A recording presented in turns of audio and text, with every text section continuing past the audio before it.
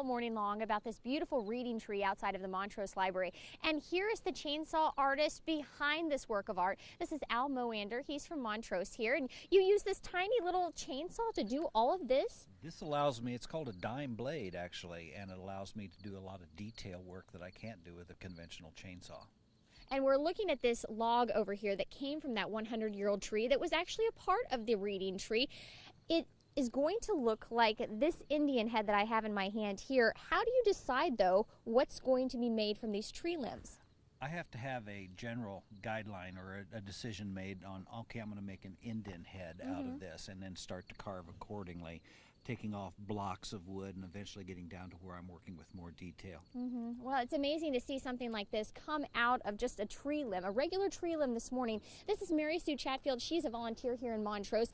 We're talking about making wonderful things that are useful out of something that was kind of a sad thing. This tree came down in a windstorm.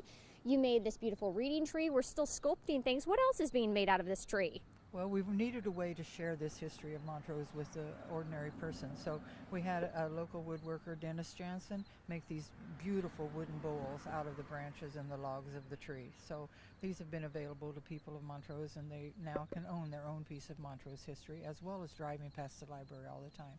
One of the neatest things about this sculpture is that this was entirely financed through private donation. Wow. The people of Montrose have really bought into this, and they've done this all and paid for it all on their own. And Al, of course, was very reasonable in dealing with this and everything too. But we've had several traffic jams in Montrose in front of the library tree here, and it's been really neat to watch this whole project progress and go from this big, huge, ugly stump into something that is really, truly a work of art. And then to have these individual pieces too has really been heartwarming and very rewarding. So.